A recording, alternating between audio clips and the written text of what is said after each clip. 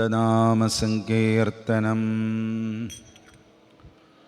ഒരു കീർത്തനം ചൊല്ലാം, എല്ലാവരും കൂടെ ചൊല്ലുക.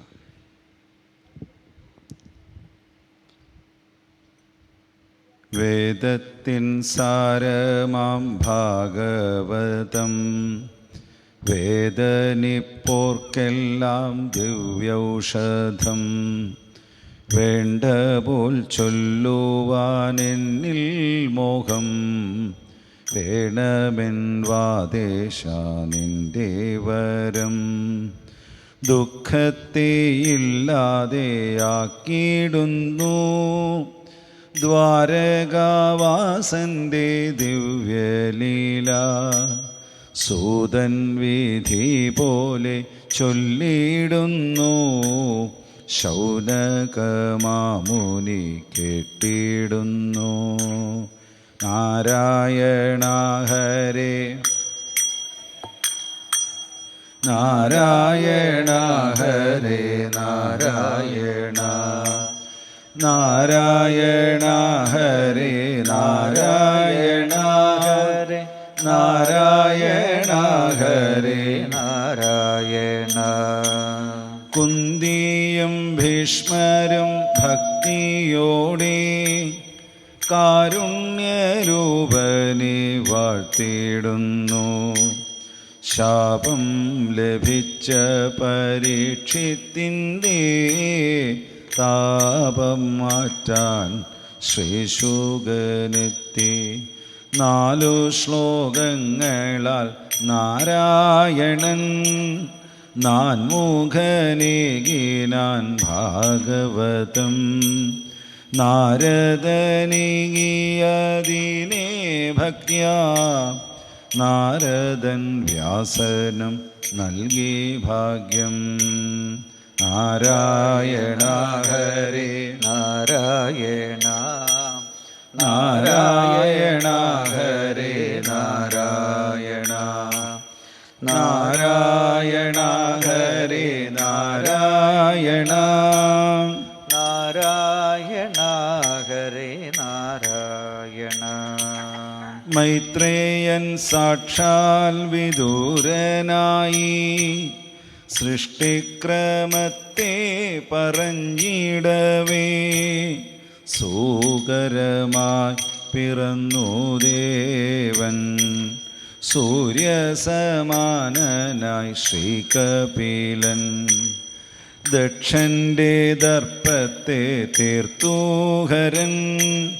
ദർശനം നൽകി ധ്രുവനോഹരി സർവർക്കും മാതൃകയല്ലോ പ്രഭു. ബർഹേഷത്തിനേകി ആത്മതത്വം. നാരായണ ഹരേ നാരായണ നാരായണ ഹരേ നാരായണ നാരായണ ഹരേ നാരായണ നാരായണ ഹരേ നാരായണ. പഞ്ചമം തന്നിലോ ഭദ്രകാളി ഭൂലോകം സ്വർഗവും പാതാളവും പാപങ്ങൾ ചെയ്യുമ്പോൾ ഓർത്തിടാനായി പിന്നെ പറഞ്ഞു നരകലോകം. നാമത്തെ ചൊല്ലിയ ജാമിളനും നാരായണൻ നൽകി വിഷ്ണുലോകം. ചിത്രകേതു മാറി വൃത്രനായി ചിത്രം തന്നെ ദൈത്യഭക്തി. നാരായണ ഹരേ നാരായണ നാരായണ ഹരേ നാരായണ നാരായണ ഹരേ നാരായണ നാരായണ ഹരേ നാരായണ. സപ്തമസ്കന്ധത്തെ കേട്ടിടുമ്പോൾ തപ്ത മനസ്സിലും ഭക്തിയേറും. ഭക്തനാം പ്രഹ്ലാദൻ തൻ്റെ മുന്നിൽ ഭാവം പകർന്നെത്തി ശ്രീനൃസിംഹം. ആനയെ രക്ഷിച്ചു ശ്രീഹരിയായി, ആമയായി മോഹിനി ധന്വന്തരി, വാമനനായി ബലി തന്മുന്നിൽ മത്സ്യമായി വാത്സല്യം കാട്ടി ദേവൻ. നാരായണ ഹരേ നാരായണ നാരായണ ഹരേ നാരായണ നാരായണ ഹരേ നാരായണ നാരായണ ഹരേ നാരായണ. അംബരീഷൻ തൻ്റെ ഭക്തിഭാവം, അരുണവംശത്തിലെ രാമഭാവം, അത്യന്തം കോപത്താൽ ജാമദഗ്ന്യൻ, അവസാനം ശ്രീബലരാമഭാവം. വാസുദേവൻ ഹരി കൽത്തുറങ്കിൽ വന്നു പിറന്നു ദശമം മുന്നിൽ, അമ്പാടി കണ്ണനായി വെണ്ണ കട്ടു, മാതുലൻ കംസനെ നിഗ്രഹിച്ചു. നാരായണ ഹരേ നാരായണ നാരായണ ഹരേ നാരായണ നാരായണ ഹരേ നാരായണ നാരായണ ഹരേ നാരായണ. ദ്വാരക തീർത്ഥതിൽ രുക്മിണിയെ ദാരമാക്കി ഭവാൻ വേണ്ട പോലെ, ഭാര്യമാരെ എത്തി സ്ത്രീകളേറെ, ഭാരങ്ങൾ തീർത്തു നീ ഭൂമി തൻ്റെ. അവിലിൻ്റെ പൊതിയുമായി വന്ന നേരം, അലിവിൻ്റെ കാരുണ്യം കാട്ടി കണ്ണൻ, അർജുന ഗർവത്തെ ഇല്ലാതാക്കാൻ അന്തണനേകിനി പുത്രദുഃഖം. നാരായണ ഹരേ നാരായണ നാരായണ ഹരേ നാരായണ നാരായണ ഹരേ നാരായണ നാരായണ ഹരേ നാരായണ. ഉദ്ധവനേകിനി ആത്മതത്വം, ഉത്തമ പൂരുഷ ഭക്തിസാരം, ഉത്തമാംഗം കൃഷ്ണപാദേ ചേർത്തു, ഉത്തമ ഭക്തനും യാത്രയായി. കൽക്കിയായി വന്നു നീ ദ്വാദശത്തിൽ, കൽമഷം തീർന്നു പരീക്ഷിത്തേനും. കാലത്തിനപ്പുറം മാർക്കണ്ഡേയൻ, കാലിണയോർത്തു ഭജിച്ചു ഭാഗ്യം. നാരായണ ഹരേ നാരായണ നാരായണ ഹരേ നാരായണ നാരായണ ഹരേ നാരായണ നാരായണ ഹരേ നാരായണ. പത്തുമെട്ടും ചേർന്ന ആയിരങ്ങൾ, പാവനലീല തൻ ശ്ലോകജാലം, 12 ധന്യമാം സ്കന്ധങ്ങളായി പാടിനാൻ വ്യാസനും ഭാഗവതം. ഭാഗവതം പാടു മുക്തി നേടൂ, ഭാഗവതം പാടു ഭക്തി നേടൂ, ഭാഗവതം നേടു ഹൃത്തടത്തിൽ, ഭക്തനെ കാക്കുവാൻ കൃഷ്ണനെത്തും. നാരായണ ഹരേ നാരായണ നാരായണ ഹരേ നാരായണ നാരായണ ഹരേ നാരായണ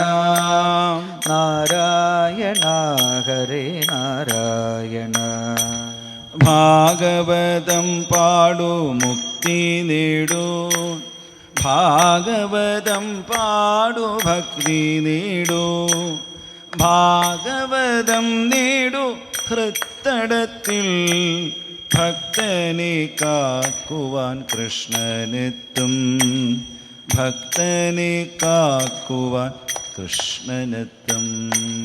നാരായണ ഹരേ നാരായണ, നാരായണ ഹരേ നാരായണ, നാരായണ ഹരേ നാരായണ, നാരായണ ഹരേ നാരായണ, നാരായണ ഹരേ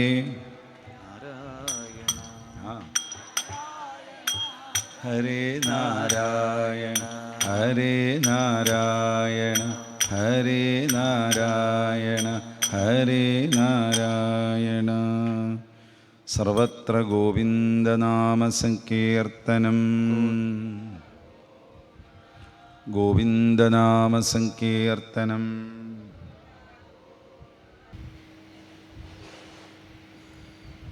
അപ്പം നമ്മൾ ഈ ഒരു പ്രഭാഷണത്തോടുകൂടി ഇന്നത്തെ നമ്മുടെ വേദിയിലെ ഭാഗവത ഉപാസനാ ചടങ്ങുകൾ പൂർത്തീകരിക്കും. അത് കഴിഞ്ഞാൽ 7 മണിക്ക് നിശ്ചയിച്ചതായിട്ടുള്ള സംഗീത കച്ചേരി. രാവിലെ മുതൽ പല മഹാത്മാക്കളുടെയും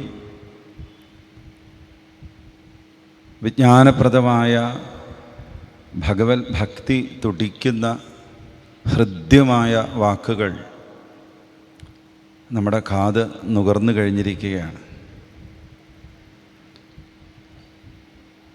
ദശമസ്കന്ധ ലീലകളാണ് നമ്മൾ വർണ്ണിച്ചും കൊണ്ടിരിക്കുന്നത്. ദശമം എന്താ സംഖ്യ? നമ്മുടെ ശീലം ഇങ്ങനെയാണ്, ചോദിക്കൊണ്ടിരിക്കും, ഇല്ലെങ്കിൽ നിങ്ങൾ സമാധിയിലേക്ക് പോകും. അതുകൊണ്ടാണ്. ദശമം എത്രയാ സംഖ്യ? 10. മറന്നില്ലല്ലോ അല്ലേ? മഹാത്മാക്കൾ പറഞ്ഞു കേട്ടിട്ടുള്ളത് ദമം ശമം ഇത് രണ്ടും വേണം, എങ്കിലേ ദശമസ്കന്ധ ലീലകൾ നമുക്ക് നല്ലവണ്ണം ആസ്വദിക്കാൻ പറ്റുകയുള്ളൂ എന്നാണ്. അപ്പോൾ ഇതൊക്കെ ഈ വിഷയങ്ങൾ, ദമശമങ്ങളെക്കുറിച്ചൊക്കെ ഭാഗവതം ഇതിനു മുമ്പ് പല പല പ്രകരണങ്ങളിൽ കൂടെ മാറ്റട്ടെ, ചൊറിച്ചിൽ വരും.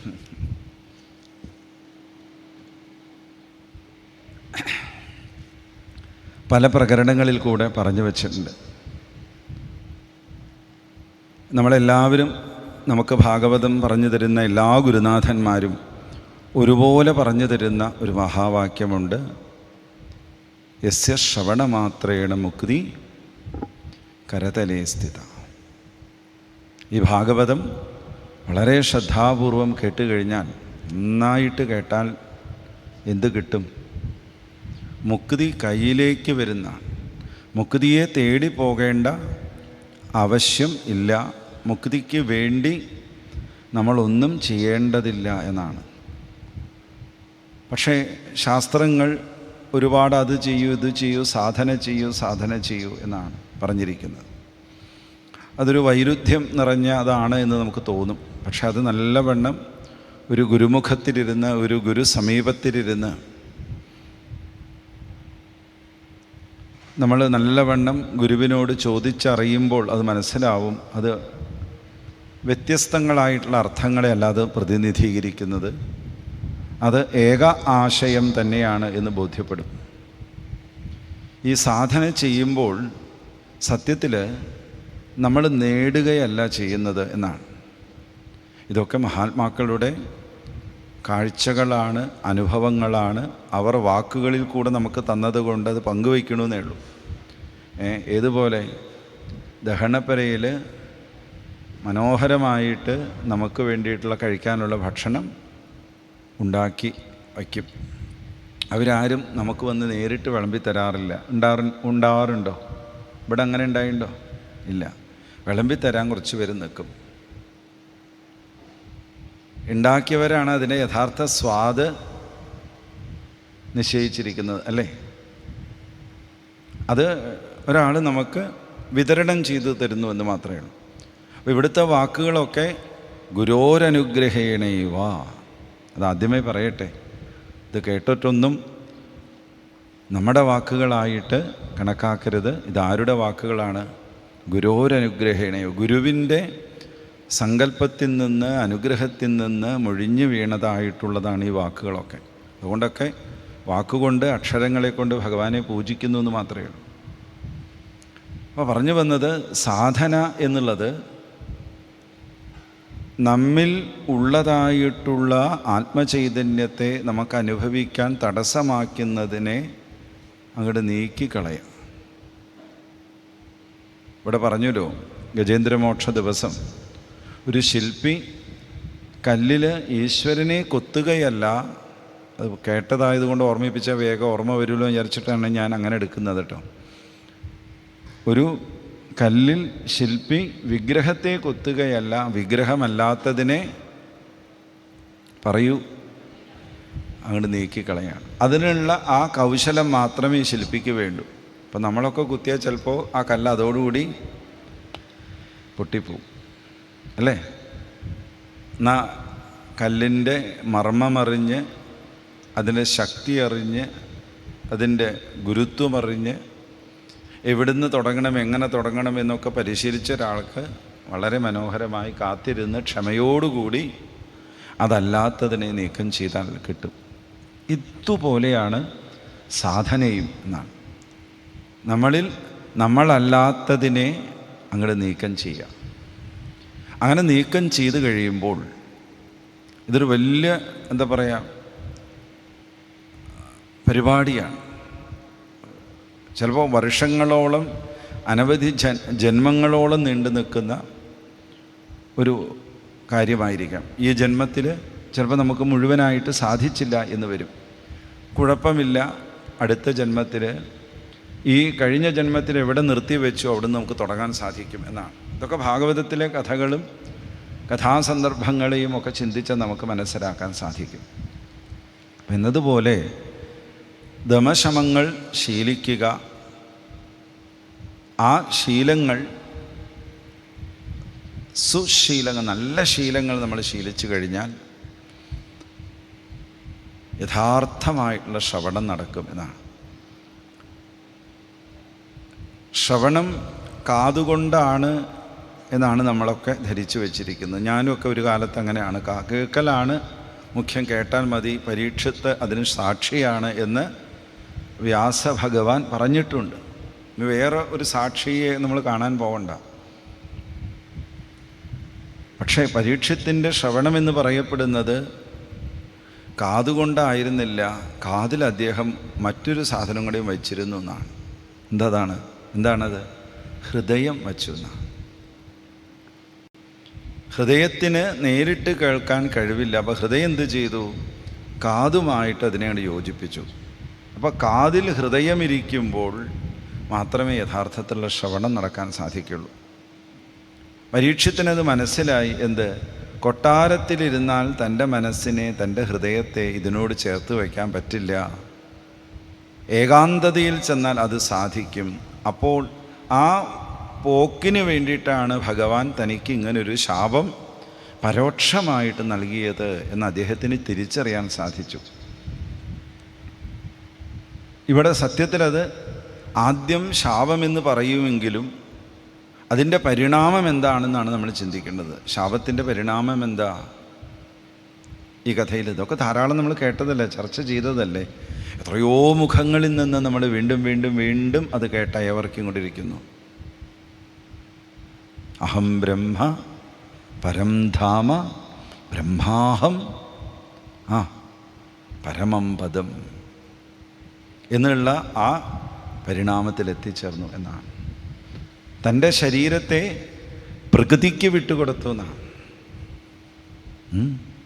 തൻ്റെ ശരീരത്തെ പ്രകൃതിക്ക് വിട്ടുകൊടുത്തു. അത് പ്രകൃതിയുടേതാണെന്ന്.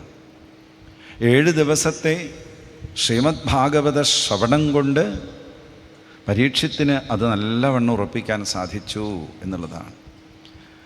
ഈ മള്ളിയൂർ മഹാത്മാവിൻ്റെ ദിവ്യമായ സന്നിധിയിൽ വന്നിരുന്ന് ഈ ഭാഗവതാമൃത സത്രം കഴിഞ്ഞ് പോകുമ്പോൾ നമുക്കും ഇതും ഈ മഹാവാക്യം പറയുവാൻ സാധിക്കണം. അഹം ബ്രഹ്മ പരം ധാമ ബ്രഹ്മാഹം, പറയൂ, പരമം പദം എന്ന് പറയാൻ സാധിക്കണം. അതാണ് യജ്ഞപ്രസാദം, അതാണ് യജ്ഞ അനുഗ്രഹം എന്നാണ്. കാരണം എന്താണ് എന്ന് ചോദിച്ചാൽ വീണ്ടും നമ്മൾ ഇപ്പോൾ മാറ്റിവെച്ച സംസാരബന്ധത്തിലേക്ക് വീണ്ടും പോവുകയാണ്. അവിടെ പോകുമ്പോൾ പോകാതിരിക്കാൻ നമുക്ക് നിവൃത്തിയില്ല. നമുക്ക് മോഹമുണ്ട്, എന്ത് ഇങ്ങനെയൊക്കെ ഇരുന്ന് ഭാഗവതം കേട്ട് അങ്ങോട്ട് സമാധിയായാൽ, അല്ലെങ്കിൽ ഇവിടെ തന്നെ അങ്ങോട്ട് വീണു പോയാൽ നമുക്ക് സുഖമാണ്. പക്ഷേ സംഘാടകർക്ക് മറ്റുള്ളവർക്ക് വലിയ ബുദ്ധിമുട്ടാണ് അല്ലേ? പറയില്ല, അവിടെ മള്ളിയൂർ സപ്താഹത്തിന് പോയിട്ട് അവിടെ വെച്ച് കഴിഞ്ഞു. എൻ്റെ ഈശ്വര,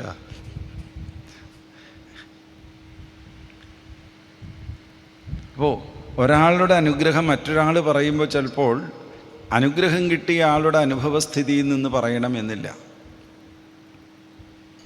നമ്മളെല്ലാം ബുദ്ധിതലത്തിൽ വിശദീകരിച്ചിട്ടാണ് ഈ പറയുന്നത്, മനസ്സിലാകും. അപ്പോൾ നമുക്ക് വീണ്ടും നമ്മുടേതായിട്ടുള്ള കർമ്മമണ്ഡലങ്ങളിലേക്ക് പോകണം. ഇവിടെ നിന്ന് കിട്ടിയ അറിവുകളെ നിങ്ങളിനി നമ്മൾ എങ്ങനെ ഇനി പ്രാക്ടിക്കലാക്കുന്നു എന്നുള്ളതാണ് മുഖ്യം. അത് നമ്മുടെ പ്രായോഗിക ജീവിതത്തിലേക്ക് നമുക്ക് സമന്വയിപ്പിക്കാൻ സാധിച്ചില്ല എങ്കിൽ നമ്മൾ എന്ത് ചെയ്യണം? വീണ്ടും കേൾക്കണം. നമ്മൾ പ്രാക്ടിക്കലിൽ പരാജയപ്പെട്ടു, പ്രാക്ടിക്കൽ ജീവിതത്തിൽ നമുക്ക് മാർക്ക് കുറഞ്ഞു പോയി, പരാജയം വീണ്ടെടുക്കുക. പരാജയം അവസാനത്തെ വാക്കൊന്നുമല്ല, ജയത്തിൻ്റെ മുമ്പിൽ വരുന്ന ഒരു മഹാവാക്യമാണ് പരാജയം എന്നുള്ളത്. വീണ്ടും നമ്മൾ ശ്രമിക്കുക എന്നാണ്. പരീക്ഷത്തിന് ഇതൊരൊറ്റ ശ്രമം കൊണ്ട് സാധിച്ചു എന്നാണ്. അതെന്തുകൊണ്ട് എന്ന് നമ്മൾ ആലോചിക്കുമ്പോൾ നമുക്ക് മനസ്സിലാക്കാൻ സാധിക്കുന്നത്, മഹാത്മാക്കളുടെ വാക്കുകൾ നമ്മളിങ്ങനെ അയവർത്താൽ മതി. ഇവിടെ വരുമ്പോൾ എൻ്റെ കേൾക്കൽ എന്ന് പറഞ്ഞാൽ ഞാൻ എവിടെയെങ്കിലും ഇരുന്ന് കേൾക്കും. ഇവിടെ വന്നിരുന്ന് കേൾക്കുമ്പോൾ 2 ശബ്ദം, പിന്നെ വന്നു പോകുന്നവരെ നോക്കുമ്പോൾ ചിന്തകൾ വരും. അപ്പോൾ മാറി എവിടെയെങ്കിലും സ്വസ്ഥമായിട്ട് ഇരുന്ന് കഴിഞ്ഞാൽ ശ്രവണം സുഖമായിട്ട് നടക്കും. അതോടൊപ്പം മള്ളിയൂരിൻ്റെ കൂടെ ഇരുന്ന കാലഘട്ടത്തെ ചില അനുഭവങ്ങളും അതിന് ഒരു മധുരമായിട്ട് ചിന്തിക്കാനും സാധിക്കും. അതുകൊണ്ടാണ് പലപ്പോഴും ഇവിടെ പല മഹാത്മാക്കളുടെയും പ്രഭാഷണം നടക്കുമ്പോൾ ഞാൻ മാറിയിരുന്നിരുന്നത്. അതൊരു സുഖമാണ്. ഇതൊക്കെ ഒരു ഓരോ രീതിയിലുള്ള നമ്മളുടെ ഒരു സമീപനമാണെന്ന് വെച്ചാൽ മതി.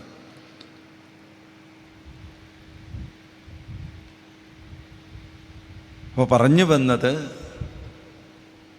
പരീക്ഷത്തിന് അവസാനമായിട്ട് ഗുരു നൽകിയ ആ മഹാവാക്യത്തെ മുറുകെ പിടിക്കാൻ നമുക്കും സാധിക്കണം. അത് സാധിച്ചാൽ ആ ജീവൻ കൃതകൃത്യനായിട്ട് തീർന്നു എന്നാണ്, കൃതകൃത്യത വന്നു എന്നാണ്. അതെപ്പോ എന്ന് ആലോചിച്ച് നമ്മൾ വിഷമിക്കേണ്ട, അത് നമുക്കുണ്ടാകണം എന്ന് നമ്മൾ മുറുകെ പിടിക്കാൻ നമ്മൾ തയ്യാറായാൽ മതി.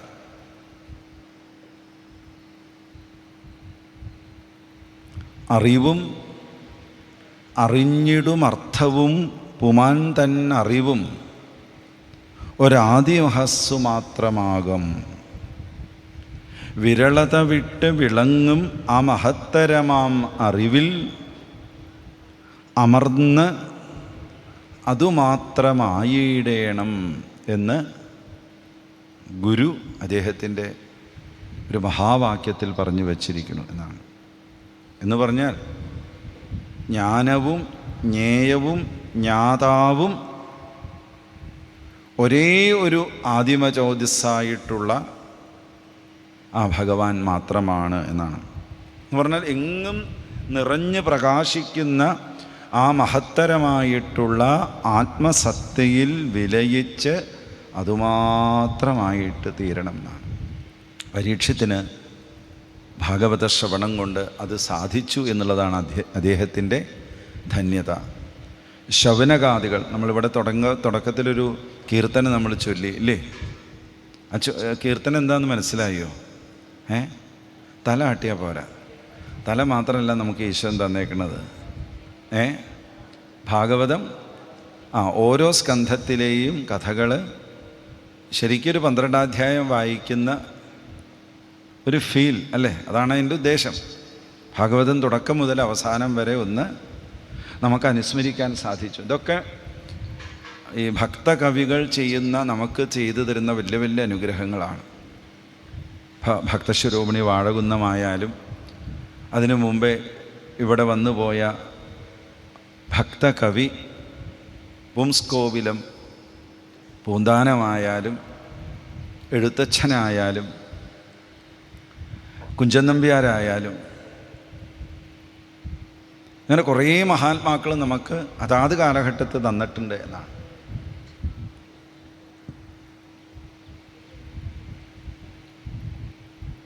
നമ്മൾ ഏതൊരു അനുഭവം എടുത്താലും ഓരോരുത്തരും അത് അനുഭവിക്കുന്നത് ഓരോരോ തരത്തിലാണ് എന്നാണ്. അനുഭവം ഏകമായിരിക്കുമ്പോഴും അത് അനുഭവിക്കുന്നവൻ്റെ ആന്തരികമായിട്ടുള്ള ഗുണത്തിന് അനുസരിച്ച് ആ അനുഭവിക്കുന്നവൻ്റെ അനുഭവം വ്യത്യസ്തമായിരിക്കും. ഭാഗവതത്തിൽ നമുക്ക് കാണാവുന്നതാണ് സോഹം. ജീവനകലയുടെ ആചാര്യനായിട്ടുള്ള ശ്രീ രവിശങ്കർജിയുടെ ഒരു ക്രിയയാണ് സുദർശൻ ക്രിയ എന്നുള്ളത്. പ്രാണബലത്തെ ശക്തിയാക്കുക. പ്രാണബലം കൊണ്ടാണ് നമ്മളുടെ വാസനകളെ ക്ഷയിപ്പിക്കാൻ ഏറ്റവും എളുപ്പം. അതുകൊണ്ടാണ് പ്രാണായാമമൊക്കെ ചെയ്യാൻ പറയുന്നത്. അപ്പോൾ പ്രാണനെ പിടിച്ചാൽ പ്രാണനും മനസ്സും ചേർന്നാണ് നിൽക്കുന്നത്. അപ്പോൾ പ്രാണനിൽ നമുക്ക്, മനസ്സിൽ നമുക്ക് നേരിട്ടായിട്ടുള്ള എന്താ പറയുക, മനസ്സിനെ നേരിട്ട് പിടിക്കാൻ നമുക്ക് പറ്റില്ല. അതെന്തായിട്ട് ബന്ധപ്പെട്ട് കിടക്കണു? പ്രാണനാണ്. അപ്പോൾ പ്രാണൻ നമുക്കറിയാം, ശ്വസിക്കുന്നതും വിടുന്നതും അല്ലേ? പ്രാണായാമം. ആ പ്രാണനെ പിടിച്ചു കഴിഞ്ഞാൽ എന്തുണ്ടാവും? നമുക്ക് മനസ്സിലേക്ക് എൻട്രൻസ് കിട്ടി. പ്രാണായാമം ചെയ്യാം. ഞാനിന്നിപ്പോൾ എനിക്ക് വിഷയം പ്രത്യേകമായിട്ടൊന്നും ഇല്ലാത്തത് കൊണ്ടാണ് കേട്ടോ ഇന്നത്തെ വിഷയങ്ങളൊക്കെ പറഞ്ഞു വെച്ചു. ഇനിയിപ്പോൾ പറഞ്ഞു വെച്ചത് ഞാനായിട്ട് പറഞ്ഞ് മോശമാക്കണ്ടല്ലോ. ഇന്ന് എന്തൊക്കെയാണോ പറയേണ്ടത് അതെല്ലാം വളരെ വൃത്തിയായിട്ട് രാവിലെ മുതലുള്ള പ്രഭാഷണങ്ങൾ ഒക്കെ എല്ലാവരും അവരോട് പറഞ്ഞ വിഷയങ്ങൾ പൂർണ്ണമായിട്ട് അവതരിപ്പിച്ചു. അപ്പോൾ ഒന്ന് ഇതിനൊന്ന് കൺക്ലൂഡ് ചെയ്യാമെന്ന് മാത്രമേ ഉള്ളൂ. അതോടൊപ്പം തന്നെ ഒരു കാര്യം പറയട്ടെ. ഇപ്പം നിങ്ങളെയൊക്കെ ഞാൻ പ്രഭാഷണമൊക്കെ ചെയ്യിച്ച് കേൾപ്പിച്ച് അങ്ങോട്ട് പ്രബുദ്ധരാക്കി ഇപ്പം തന്നെ വൈകുണ്ഠത്തിലേക്ക് വിമാനം കയറ്റി വിടുന്നൊന്നും വിചാരിക്കരുത്. അങ്ങനെ വന്നാൽ പോലും പോവാത്തവരാ നമ്മൾ. എന്തെങ്കിലും കാരണം പറഞ്ഞ് പോവും. മകളുടെ അടുത്തേക്ക് ചെല്ലാം, പ്രസവത്തിന് ചെല്ലാം, ഇല്ലെങ്കിൽ അതിന് ചെല്ലാം, ഇതിന് ചെല്ലാം എന്നൊക്കെ പറഞ്ഞ് നമ്മൾ പോവലല്ല ഇത്. നമ്മളുടെ ആയുസ്സിൻ്റെ കാലഘട്ടത്ത് നമുക്ക് അനുവദിക്കുന്ന അവസാന ശ്വാസം വരെ ഈ പൊരുളിനെ അനുഭവിക്കുക, ആസ്വദിക്കുക. എനിക്കതിൽ ഏറ്റവും സന്തോഷമായിട്ടും പറയാനുള്ളത് ഗുരുനാഥനെയാണ്, മൺമണി കൃഷ്ണേട്ടനെയാണ്. അങ്ങനെ സ്വാതന്ത്ര്യമായിട്ട് പറയാം. ചുറുചുറുക്കോടുകൂടി എല്ലാ സ്ഥലത്തും എല്ലാ വിഷയങ്ങളുമായിട്ട് നിൽക്കണം. ഇവിടെ കയറിയിരുന്നാൽ സോഹമായി, ഇവിടുന്ന് താഴത്തേക്ക് ഇറങ്ങിയാൽ ദാസോഹമായി. അപ്പോൾ ഞങ്ങൾക്കൊക്കെ ഞങ്ങളുടെ കാലഘട്ടത്തിൽ കിട്ടിയ ഏറ്റവും വലിയൊരു ഭാഗ്യമാണ്.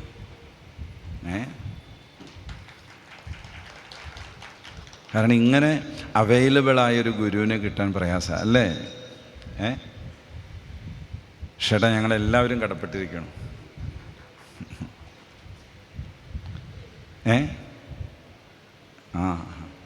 അതന്നെ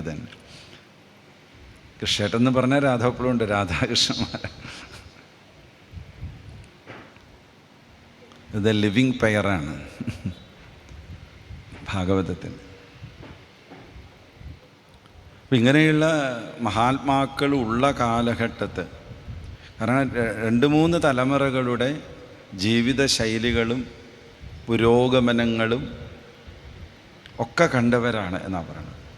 അപ്പോൾ താൻ കടന്നു ചെല്ലുന്ന കാലഘട്ടത്തിലുള്ള ആ കാര്യങ്ങളോട് ഇണങ്ങി നിന്ന് അതിൻ്റെ പൊരുളിനെ നമുക്ക് കാണിച്ചു തരാൻ സാധിക്കുന്ന ഗുരുക്കന്മാർ ഒരുപാടുണ്ട്.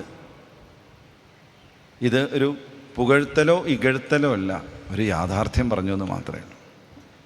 കാരണം മഹാത്മാക്കൾക്ക് പുകഴ്ത്തലും വിശേഷമല്ല, ഇകഴ്ത്തലും വിശേഷമല്ല. അവർ സമചിത്തതയോടെ കാണുന്ന വസ്തുക്കളിലൊക്കെയും നീ വാഴുന്നുവെന്നുള്ള ആ മഹാരഹസ്യം ചേതസ്സിലോർത്ത് സമദൃഷ്ടിയാർന്ന് കടന്നു പോകുന്ന ഹംസങ്ങളാണ്. അതാണ് മളിയൂർ മഹാത്മാവിനെ. മുഖവര ആവശ്യമില്ലാത്തൊരു മഹാത്മാവാണ് മള്ളിയൂർ.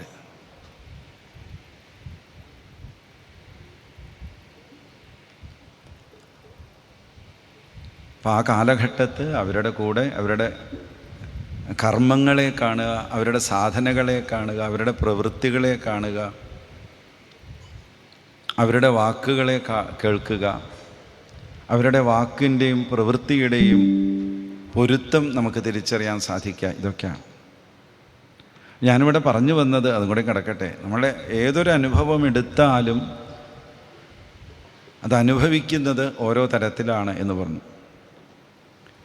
നമ്മുടെ ഉള്ളിൽ ആന്തരികമായിട്ടുള്ള ഗുണത്തിനനുസരിച്ചിട്ടായിരിക്കും ഇത് വികസിക്കുക. അതുകൊണ്ടാണ് ഉള്ളിൽ തെളിയണം എന്ന് പറയാൻ കാരണം.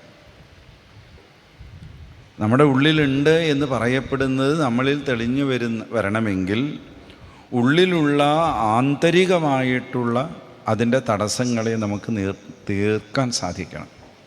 അതിനാണ് ഇവിടെ വന്നിരിക്കൂ, കേൾക്കൂ എന്നൊക്കെ പറയുന്നത്. സുഖമായിട്ട് കേൾക്കുക, ഹൃദയം കാതിനോട് ചേർത്ത് വച്ചിരുന്ന് സുഖമായിട്ട് ഇന്ന് കേൾക്കുക. മുൻവിധികളൊന്നുമില്ലാതെ നല്ല ആനന്ദത്തോടുകൂടി നല്ല സന്തോഷത്തോടുകൂടി അറിവ്, അതെന്ന് പറയേണ്ട, അറിവിനെ നമുക്ക് വിടണം. അറിവ് കേവലം ബുദ്ധിയുടെ ഒരു വ്യായാമം മാത്രമായിട്ട് എടുത്താൽ പോരാ. ഒരുപാട് അറിവുണ്ടെന്ന് കാര്യമില്ലല്ലോ. അറിവുള്ളവർക്കൊക്കെ വിവേകമുണ്ടാകണമെന്നുണ്ടോ? ഉണ്ടോ? ഇല്ല. ഭാഗവത മാഹാത്മ്യം പറയണത് ഭക്തി അമ്മയും ജ്ഞാനവും വൈരാഗ്യം കുട്ടികളുമാണ്. അപ്പോൾ ഭക്തി തന്നെയാണ് ഏറ്റവും മുഖ്യം. ഇത് ഒരു എന്താ പറയുക, ചർച്ചയ്ക്കോ മറ്റൊന്നിനും വേണ്ടി പറയണതല്ല. വിഭക്തി ഇല്ലാതായി തീരുമ്പോഴാണ് ഭക്തി ഉണ്ടാവുള്ളൂ. ഈ ലോകത്തിൽ ശരീരമുൾപ്പെടെയുള്ള സകലതും വിഭക്തി തന്നെയാണ്. അഹങ്കാരത്തിൻ്റെ നാശത്തോടു കൂടിയിട്ടേ ആ വിഭക്തി തീരുള്ളൂ. സകലതും വിഭക്തിയാണ്. നമ്മൾ ഭക്തി എന്നൊക്കെ പറയുമ്പോൾ എളുപ്പമാണ്, അക്ഷരം കുറച്ചേ ഉള്ളൂ. കേൾക്കുമ്പോൾ കാതിന് നല്ല സുഖമുണ്ട്. ഇവിടെ സ്വാമി പറഞ്ഞല്ലോ നേരത്തെ പ്രഭാഷണത്തിൽ, എത്ര ശ്ലോകങ്ങൾ ഉദ്ധരിച്ച് കോട്ട് ചെയ്തിട്ടാണ് പറഞ്ഞത്. ഭക്തി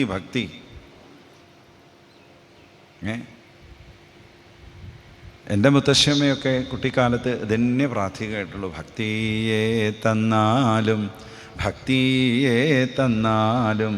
ഭക്തിയോടിച്ചൊന്നും വേണ്ട, ഇത്രയും കാരുണ്യമെന്നിൽ ചോരിഞ്ഞതും ചിത്രം നാടിപ്പതും ചിത്രം തന്നെ. കൈരണ്ടും കൂപ്പി ഞാൻ വീണ്ടുമീരക്കുന്നു നീരജലോചന നിന്നോടായി. എന്താ അത്? ഭക്തി. അത് ബുദ്ധി പോലും അവിടെ ഇല്ലാതായിത്തീരും എന്ന് പറഞ്ഞാൽ ബുദ്ധി അലിഞ്ഞു പോവും, വിവരമില്ലാണ്ടായി പോകുന്നല്ല. അങ്ങനെ തെറ്റിദ്ധരിക്കരുത്. ബുദ്ധിക്ക് മേലെയാണ്, അതുക്കും മേലെ എന്നൊക്കെ പറഞ്ഞാൽ ചിലപ്പോൾ നമുക്ക് ഇപ്പോൾ തന്നെ അതേ ബുദ്ധി തന്നെ അതല്ല എന്ന് പറഞ്ഞു എന്ന് വരും. പക്ഷെ എല്ലാ വിഭക്തികളും തീരണമെന്നാണ്.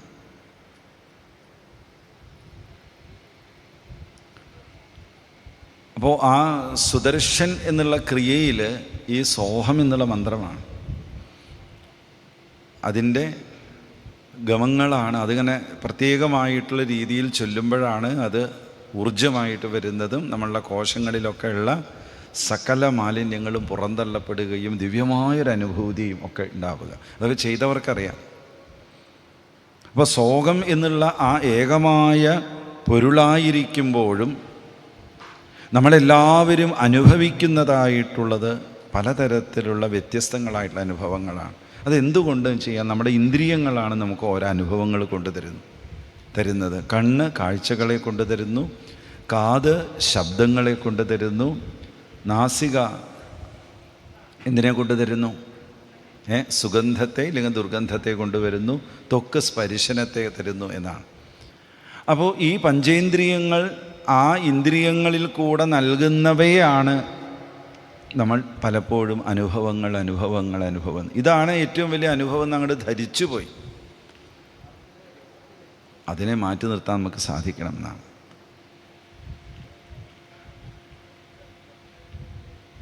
സ്വതാൽപര്യങ്ങൾക്ക് അനുകൂലമായിട്ടുള്ളതിനെ മാത്രമേ നമ്മൾ ഇവിടെ അനുഭവപ്പെട്ടിട്ടുള്ളൂ, അംഗീകരിച്ചിട്ടുള്ളൂ എന്നാണ്.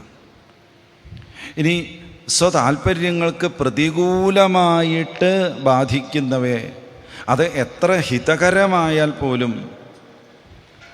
ഒരുപക്ഷെ നമ്മളൊക്കെ അതിനെ വെറുപ്പോട് കൂടിയിട്ടേ അനുഭവിക്കാറുള്ളൂ. എന്ത് വേണം? കരുണ. ആ കരുണ കൊണ്ട് ആർദ്രമാകണം എന്നാണ്. അതാണ് നമ്മളൊക്കെ പറയുന്ന ദിവ്യമായ സ്നേഹം. ഈശ്വരൻ സ്നേഹമാകുന്നു എന്നൊക്കെ പറയുന്നതിൻ്റെ താല്പര്യം അതാണ്.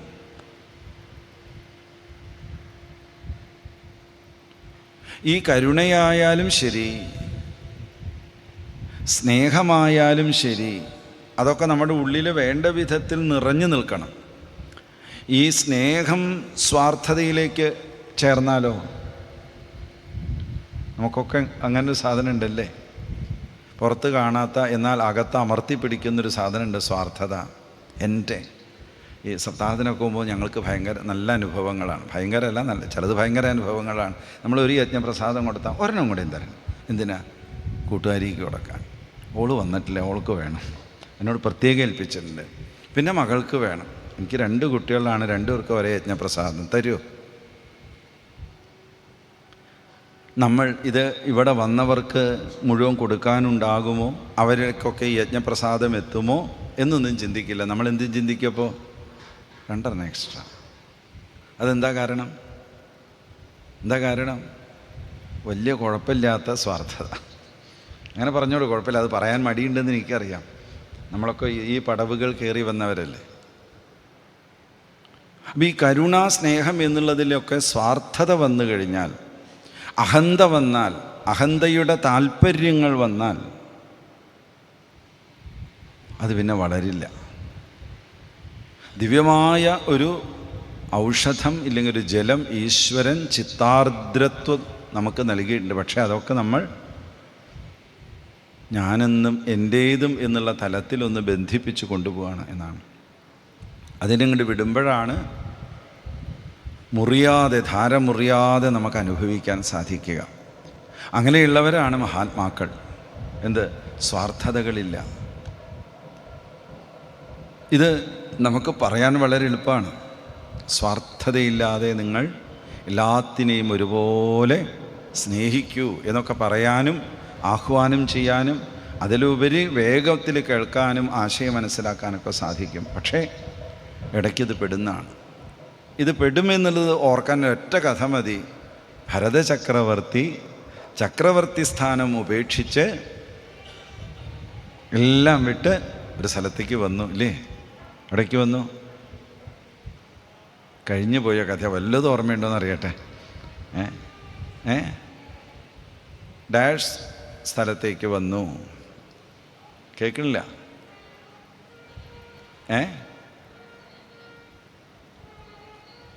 കേൾക്കണില്ലേ? ഞാൻ കേൾക്കണില്ല, ഉറക്കെ പറയണം. തെറ്റിയാൽ 100 മാർക്ക്. അതാണ് പേടി.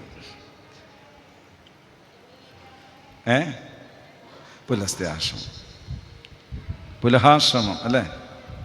അങ്ങനെയല്ലേ പറഞ്ഞേ അല്ലേ? അവിടെ എന്ത് ചെയ്തു അദ്ദേഹം? വലിയൊരു ജീവകാരുണ്യ പ്രവൃത്തി ചെയ്തു. ജനിച്ച് വെള്ളത്തിൽ വീണ് മരണത്തെ മുഖാമുഖം കൊണ്ട ഒരു മാൻപേടയുടെ കുഞ്ഞിനെ അദ്ദേഹം ആർദ്രതയുടെ പേരിൽ, കരുണയുടെ പേരിൽ എടുത്ത് വളർത്തി. ശരിയല്ലേ? എന്ത് സംഭവിച്ചു പിന്നീട്? അതിൻ്റെ പരിണാമം എന്താ?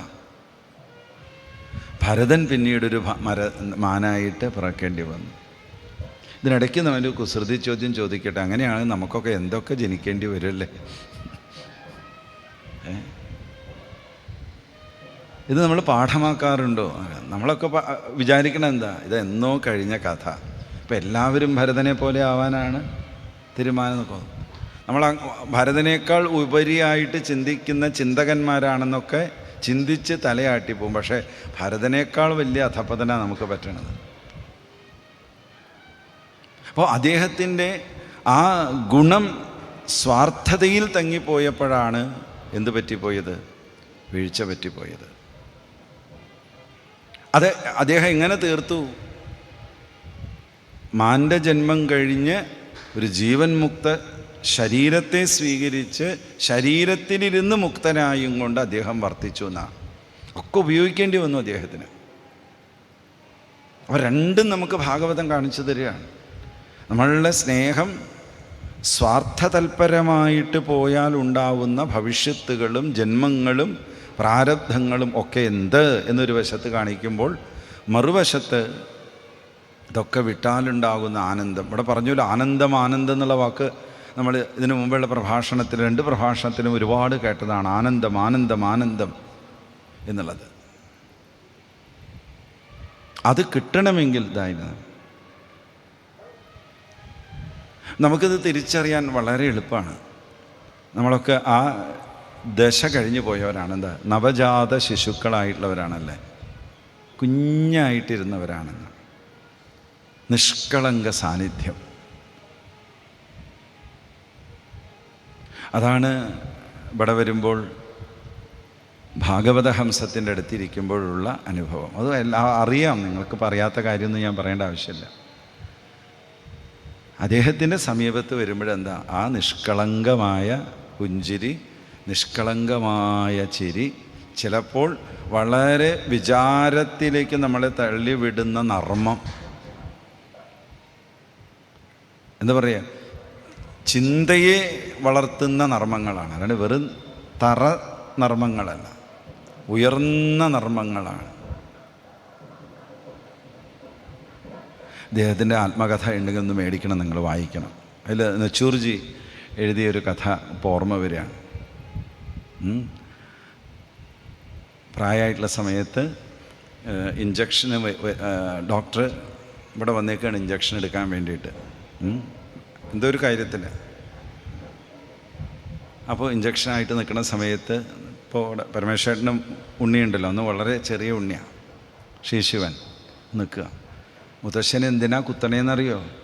പറഞ്ഞാൽ കേൾക്കാത്തതിനാ. പറഞ്ഞാൽ കേൾക്കാത്ത കുട്ടികളെയൊക്കെ കുത്തിവെക്കും.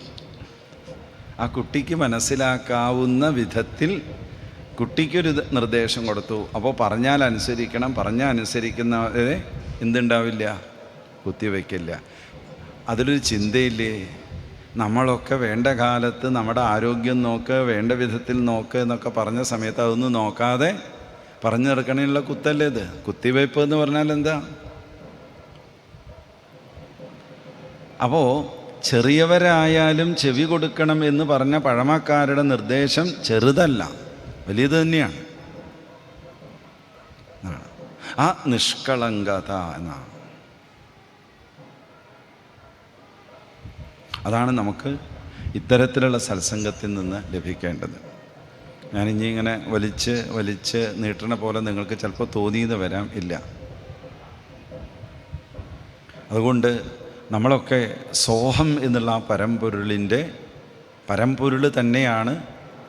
നമ്മളുടെ അറിവ് വികസിക്കാത്തത് കൊണ്ട് അറിഞ്ഞത്രോളം തലത്തിൽ നിന്ന് നമ്മളതിനെ അനുഭവിക്കുന്നു എന്ന് മാത്രമേ ഉള്ളൂ.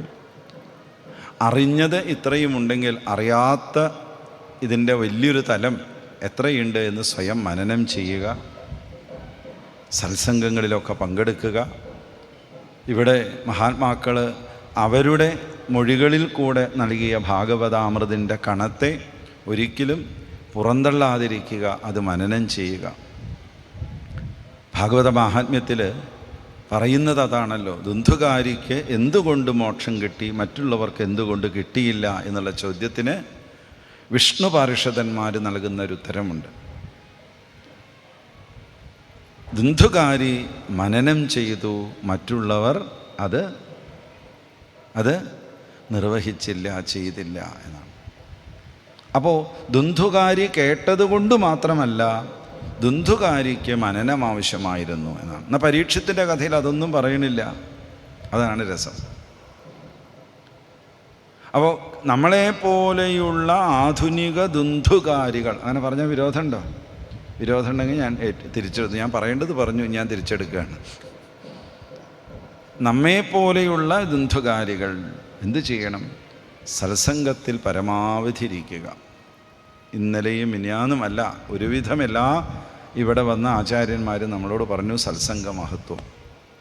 അവരുടെ അനുഭവങ്ങളിൽ കൂടെയും അവരുടെ അറിവുകളിൽ കൂടെയും ഒക്കെ അവർ നമുക്ക് അത് പകർന്നു തന്നിട്ടുണ്ട്. നമ്മുടെ ഓർമ്മയിൽ, ചിത്തത്തിൽ അതുണ്ടോ പോയോ എന്നുള്ളത് അറിയില്ല.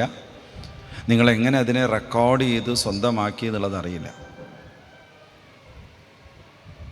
അപ്പോൾ ഉള്ളിൽ അതുണ്ടാവുക, നല്ലവണ്ണം മനനം ചെയ്യുക. മളിയൂർ ആധ്യാത്മിക പീഠത്തിൻ്റെ നേതൃത്വത്തിൽ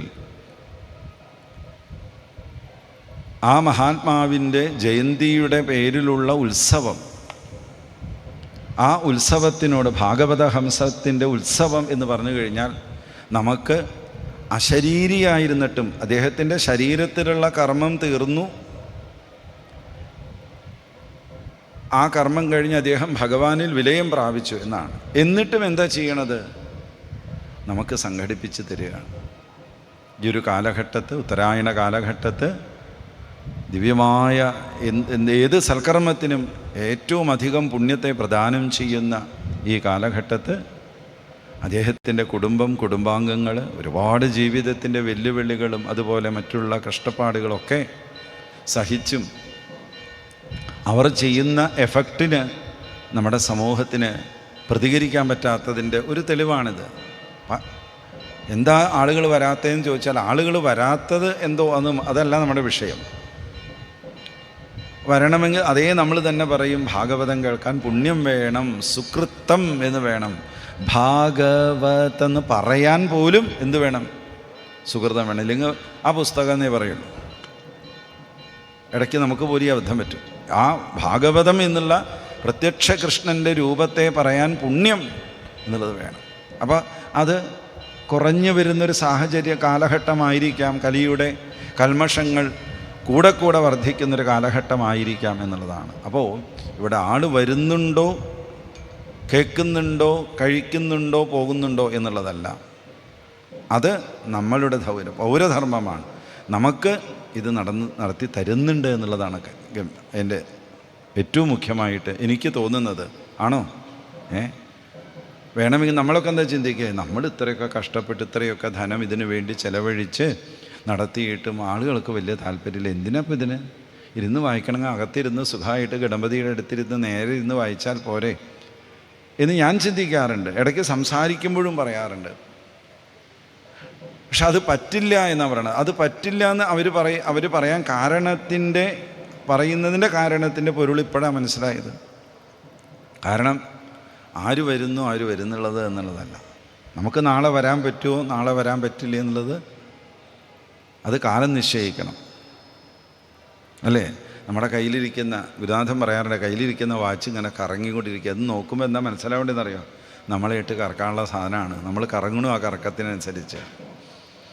ഇത് നിന്നാൽ നമ്മൾ നിശ്ചലമാവും. കാലം നിന്നാൽ നിശ്ചലമായി നമ്മളുടെ. അപ്പോൾ നമ്മളുടെ കറക്കം ഭാഗവതത്തിൻ്റെ അടുത്ത് വരുമ്പോൾ നന്നായി തീരുന്നതാണ്. അപ്പോൾ അത് നമുക്ക് നടത്തി തന്നു. ആ കുടുംബത്തിനോടുള്ള നമ്മളുടെ വിധേയത്വം ചെറിയൊരു വാക്കിൽ മാത്രം നിന്ന് പോയാൽ പോരാ, എന്നും ഉണ്ടാകണം. ഏത് വിശേഷങ്ങൾക്കും മുൻപന്തിയിൽ വേണം. എന്തെങ്കിലുമൊക്കെ നമുക്ക് നേരിട്ട് സേവനം ചെയ്യാൻ സാധിക്കുമെങ്കിൽ അത് ചെയ്യണം. സാമ്പത്തികമായിട്ട് സഹായിക്കാൻ സാധിച്ചെങ്കിൽ ഒന്ന് ആലോചിച്ച് നോക്കുക, എത്ര കുടുംബങ്ങളാണ് ഈ ഒരു ക്ഷേത്രത്തെ സംബന്ധിച്ച് ഇന്ന് സുഖമായിട്ട് കഴിയുന്നത്. എനിക്ക് ഓർമ്മയുണ്ട്, ഞാൻ ആദ്യമൊക്കെ വരുമ്പോൾ തിരുമേനി മാത്രമേ ഉള്ളൂ. ഭഗവത ഹംസൻ തിരുമേനെ കുളിച്ച് അവിടുന്ന് അദ്ദേഹത്തിൻ്റെ അഭിഷേകവും പൂജയും ജപവും നമസ്കാരമൊക്കെ കഴിഞ്ഞ് ചളി പിടിച്ച തറ്റെടുത്ത മുണ്ടുമായിട്ട് വരും. അപ്പോഴും സന്തോഷം. ഒന്നും കഴിച്ചിട്ടുണ്ടാവില്ല, ഒരു തുള്ളി ജലം പോലും അകത്തുണ്ടാവില്ല.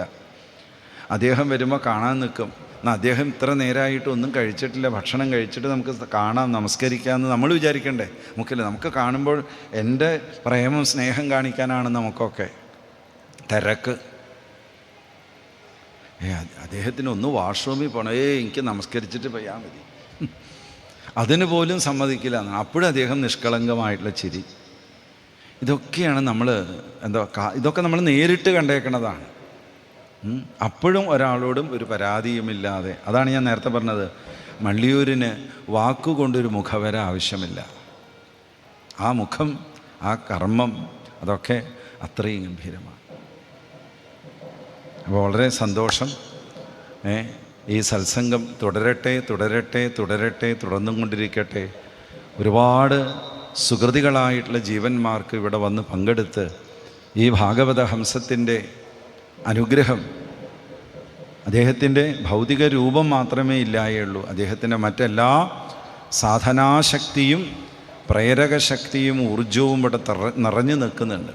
അതുകൊണ്ടാണ് ഇവിടെ എല്ലാവരും എത്തിച്ചേരുന്നത്. അത് ഈ രൂപത്തിൽ ഇവിടെ മറ്റുള്ള ചടങ്ങുകൾക്കൊക്കെ നല്ല പങ്കാളിത്തമാണ്. ഉത്സവമായാലും മേളമായാലും. അത് ഭാഗവതത്തിനും ഒരു കാലഘട്ടത്തിൽ നല്ലോണം ഉണ്ടായിരുന്നു. ഇതിൻ്റെ പണ്ടത്തേക്കാൾ ഒരുപാട് നടക്കുന്നത് കൊണ്ടായിരിക്കാം യജ്ഞങ്ങൾ പ്രാദേശികമായി. ഇപ്പോൾ പണ്ടൊക്കെ നമുക്ക് ഇവിടെ വന്നാലേ കിട്ടുള്ളൂ. ഇപ്പോൾ ഓരോ മുക്കിലും മൂലയിലും പ്രാദേശികമായിട്ടിത് വന്നതുകൊണ്ടുള്ളത് കൊണ്ടായിരിക്കാം. എന്തുമാവട്ടെ, അതല്ലല്ലോ.